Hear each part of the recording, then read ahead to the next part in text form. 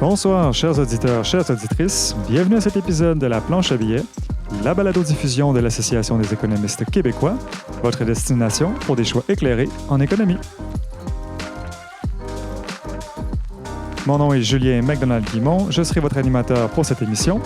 Aujourd'hui, on reçoit M. James Bessen, économiste et technologiste, pour parler d'un article qu'il a publié en 2018 intitulé « Automation and Jobs – When Technology Boosts Employment ». Même si l'effet des nouvelles technologies restera toujours difficile à cerner, il existe une condition assez intuitive permettant de prévoir si elle risque de créer ou de détruire des emplois. Restez à l'écoute pour en savoir plus.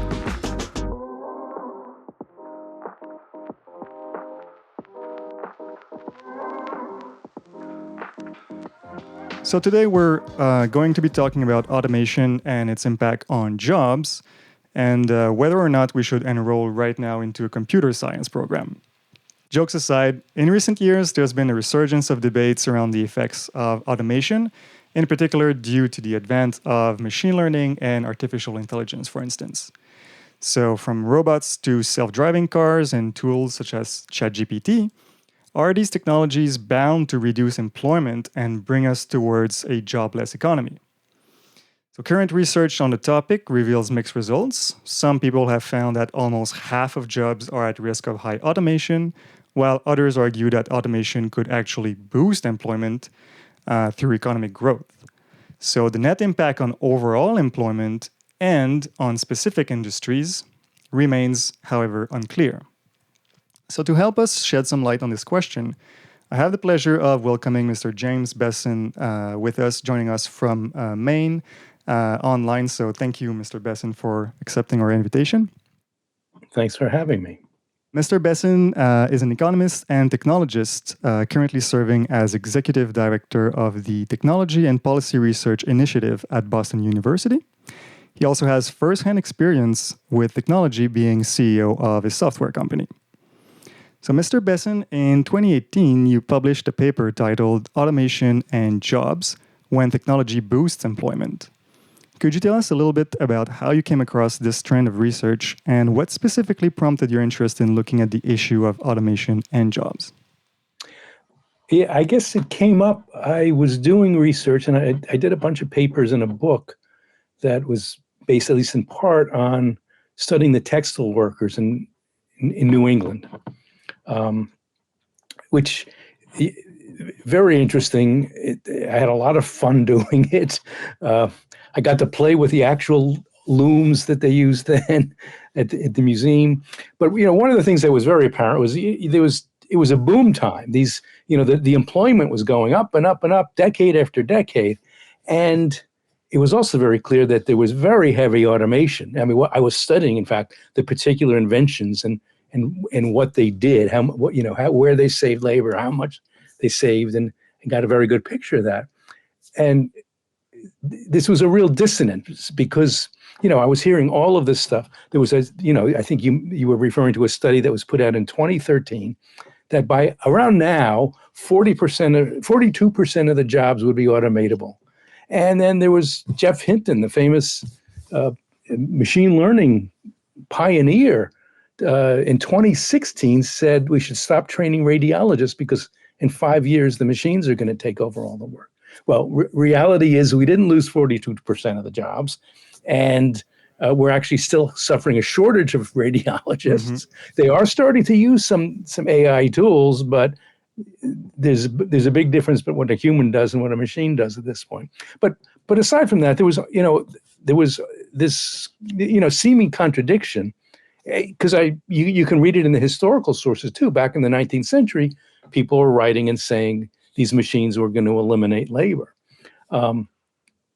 So the question was, what's going on? And so the first thing I did was I tracked out the actual employment. And the story is that throughout this tremendous automation during the 19th century, employment kept going up. It kept going up into the 20th century until the 1930s or so, mm-hmm. when it kind of peaked. And at that point, it started declining. if you look at the automation or the labor productivity or whatever, it's increasing at a steady rate on average throughout this period. So what made that reversal? And the idea that I came up with, and it seemed to fit the data very well, is that this had a lot to do with changing elasticity of demand. So you showed 3 examples in your paper of industries: textile, steelmaking, and the auto industry in the U.S., where, as you mentioned, productivity is just going up all the time throughout the decades, but employment is at first increasing along productivity, which is kind of like this paradox of why do we have more employment if we're being more efficient? Right. But then past a certain point, it reverses, and then you start having a decline in employment. So you have this inverted U shape that necessarily means that there's something nonlinear behind the phenomenon, right? Because it's changing direction.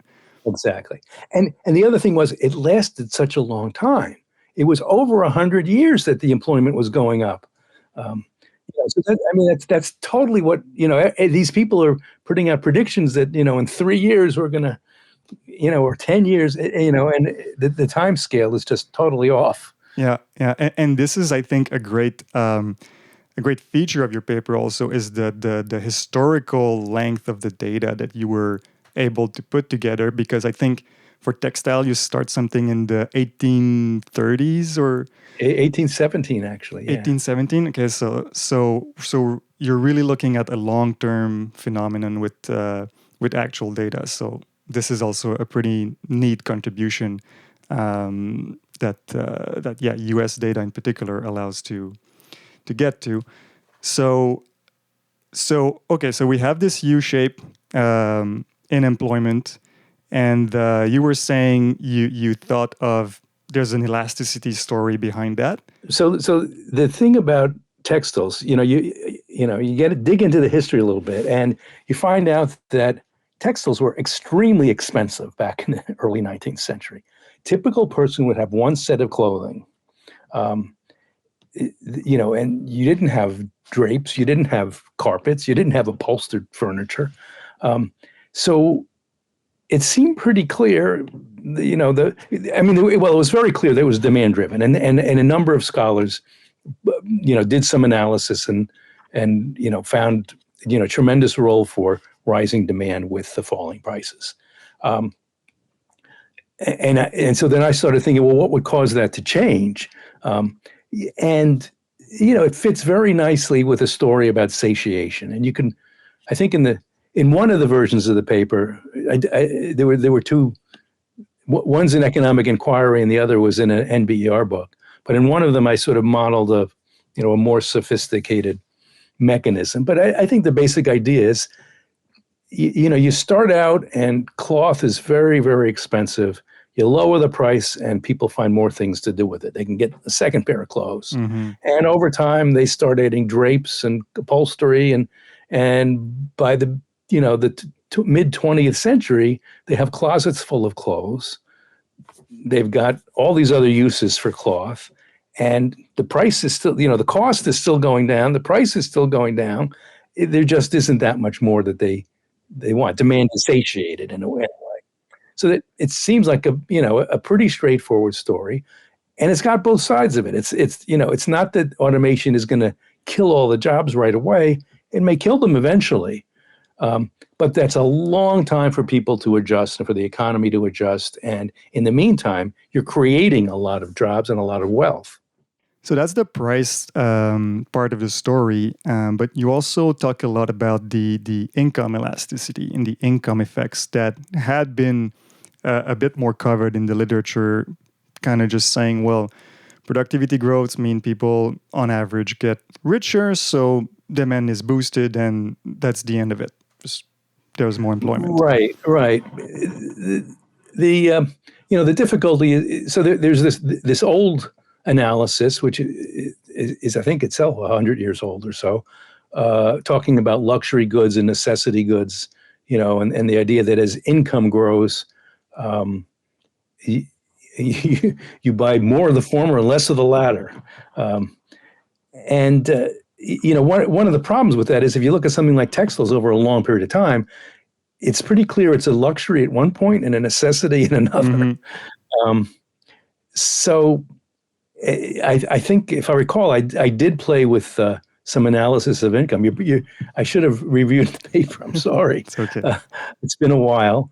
But I think the basic takeaway was, income isn't going to explain very much about what's going on. Exactly. Yeah, exactly. This is, you compare the specific impact of productivity growth through its effect on prices versus income growth. And except for automotive, I think it seems like income growth is not significant, doesn't have a significant effect. Yeah. So you mentioned this kind of like spectrum of usage for a given product, like textile. If it becomes cheaper, you can start using it for more and more purposes, and eventually you exhaust the possibilities. I also like your analogy with just a larger share of the population being able to afford the product. So you describe, if we take, for the sake of simplicity, just a normal bell curve, and you mentioned, well, when the price is high, a very limited portion of the population has access to the good, and then as the price falls, then whoop, you start covering a big chunk of the population, and this is what's kind of driving the demand so much that you have positive employment growth. Yeah.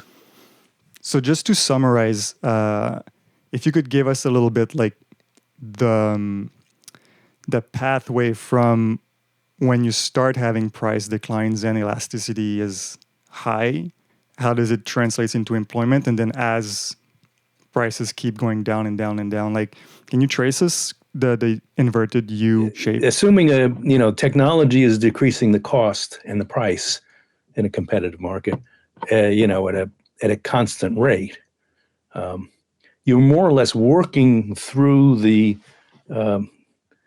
distribution of uses. So if you begin on the upper tail, when there's very few people who can afford it, and as you start moving down in price, you're including more and more people, and there's a nonlinear increase even in terms of the expansion of the market, until you reach the peak of the distribution, when things tend to level off, and you're still bringing on more people and more customers and more demand as you lower price, but it's less at a slower rate. And then those things slow down and then may dissipate entirely. And eventually it's not enough to compensate for the productivity gains. Right. So then you enter a phase of productivity gains destroying employment on net, let's say, whereas you started with actual net employment creation. Right. In the beginning, all along, the amount of labor per yard of cloth was going down, and it goes down through the entire period. But in the beginning, because the demand offsets that, so that the total amount of labor demanded is greater. As the demand increment, as the elasticity declines, so the demand increases less, you're still taking away, reducing the amount of labor required per yard of cloth, but you're no longer compensating that by increasing the overall demand for cloth. Exactly. I don't know if you remember, but you also touch on the role of income inequality in societies and how it can have a certain role. I don't know if you could elaborate on that. Well, so that, income inequality changes the distribution of demand over relative to price. So a more unequal society will have the distribution stretched out much more. So basically, you assuming you're looking at two societies. One, everybody's equal, and the curve of the distribution of demand is very concentrated. Mm-hmm. And then another society where things are unequal and it's very disperse. As the price goes down, it's going to have a very rapid effect in the compressed distribution, the more equal society, and it's going to be a very slow effect in a very unequal society. In other words, you're going to affect.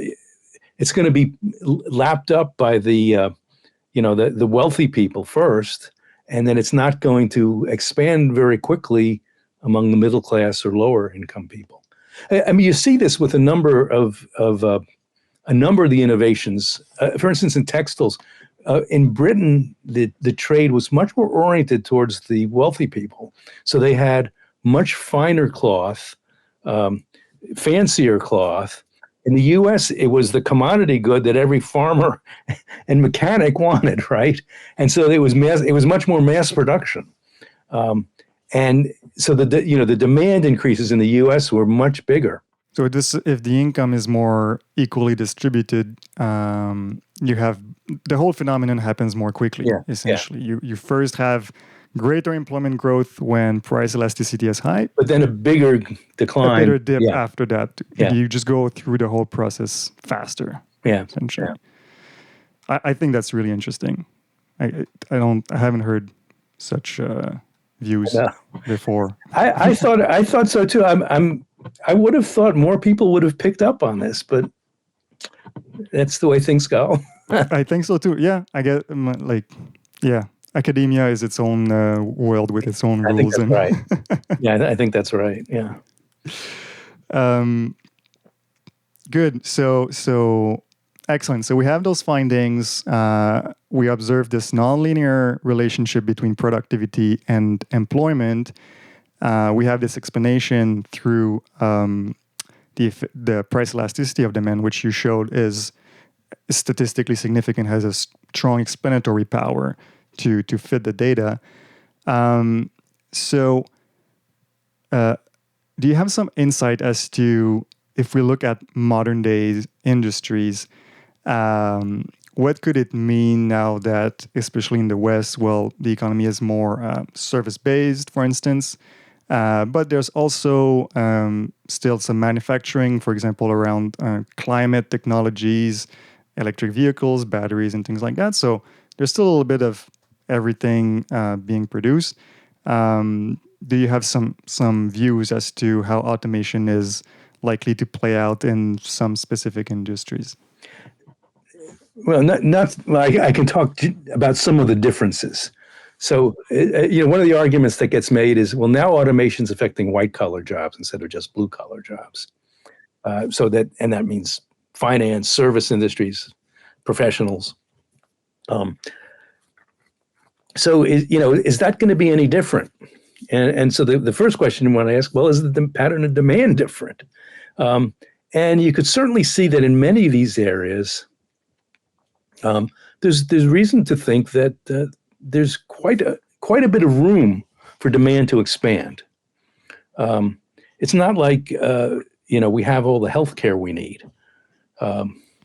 Yeah, well, healthcare was my next example that I was gonna bring up because I don't know if you're aware of the situation in Canada or in Quebec specifically, but there's insatisfaction with respect to access to healthcare, and the implications of your paper kind of point towards saying that, well, even if we were to increase productivity in the healthcare sector, which is what a lot of policymakers would like to be doing, we might still have the problem of labor shortages because actually the productivity gains will induce such a big increase in demand that we're just not going to have the nurses and the doctors to fill up the needs. And healthcare is also, so you can talk about, so one thing is to talk about the next 20, 50 years and whether the same sort of demand elasticity issues play out. And so if you think of automation, being able to spread to more and more occupations, what's the longer term effect, even beyond those 30 or 50 years, when lots of different industries have had, decades of time to automate, to improve their productivity. but there's still some industries where there may be no downturn.